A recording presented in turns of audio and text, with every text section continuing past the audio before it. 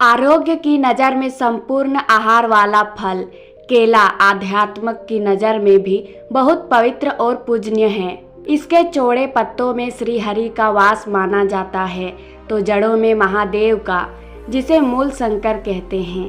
केले का कोई बीज नहीं होता है और इस पेड़ में तना भी नहीं होता, सिर्फ पत्तों ही पत्तों में परत दर परत लिपटा यह पेड़ इतना अलग और विशेष क्यों है? कैसे हुआ इसका जन्म?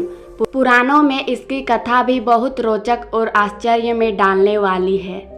केले के पेड़ को ध्यान से देखें तो यह किसी भारतीय स्त्री की कल्पना जैसा लगता है।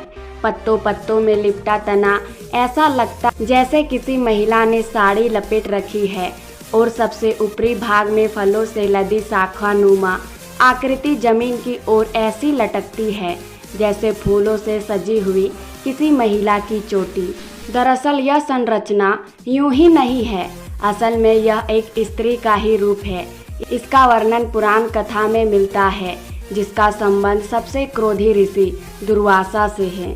एक कथा के अनुसार महर्षि अत्रि और अनुसुईया के पुत्र दुर्वासा बहुत ही क्रोधी स्वभाव के थे, लेकिन उनके अंदर ऋषि संस्कार बचपन से ही प्रबल थे और वह 5 वर्ष की अवस्था आते आते ध्यान साधना में लीन रहने लगे थे।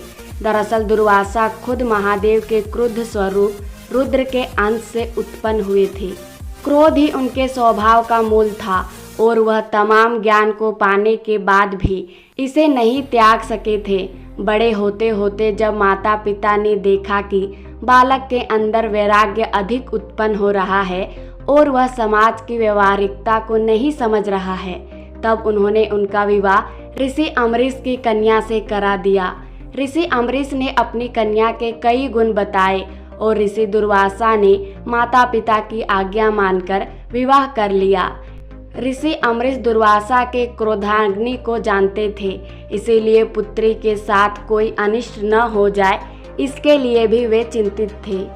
उन्होंने ऋषि दुर्वासा से पत्नी से कोई भूल हो जाए तो उसे क्षमा कर दिए जाने की प्रार्थना की। तब ऋषि ने उन्हें वचन दिया वह अपनी पत्नी के 100 अपराध क्षमा करते रहेंगे। गृहस्थ जीवन में कुछ बातें ऊपर नीचे तो होते ही रहती है। ऋषि दुर्वासा की पत्नी का नाम था कंदली, जो कि स्वभाव में कर्मठ और बहुत समझदार थी। वह हर पल एक ही बात का ख्याल रखती थी, लेकिन फिर भी कभी कभी कुछ न कुछ हो ही जाता था। लेकिन ऋषि ने उन पर कभी क्रोध नहीं किया। ऐसा होने से धीरे धीरे कंदली के स्वभाव में भी निश्चिंतता आने लगी। लेकिन एक दिन ऋषि कहीं से प्रवास कर कुछ देरी से आए। रात में भोजन के बाद उन्होंने विश्राम के लिए कहा। साथ ही पत्नी से कहा कि मुझे कल ब्रह्म मुहूर्त में जरूर उठा दें। मैं खुद भी कोशिश करूंगा, लेकिन थकान के कारण शायद ऐसा संभव न हो। ब्रह्म मुहूर्त में ऋषिवर को जरूरी अनुष्ठान करना था। अगली सुबह कंदली की ब्रह्म मुहूर्त में नींद खुली, लेकिन आलस के कारण न तो वह खुद उठी और न ही ऋषि को उठाया। सुबह सूर्योदय के बाद जब ऋषि की आंख खुली तो दिन चढ़ आया था।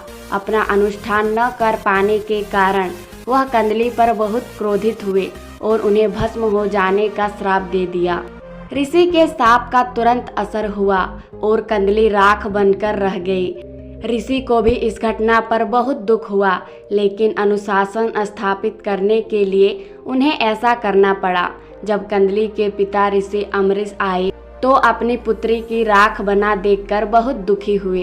तब दुर्वासा ऋषि ने कंदली की राख को पेड़ में बदल दिया और वरदान दिया कि अब से यह हर पूजा व अनुष्ठान का बनेगी।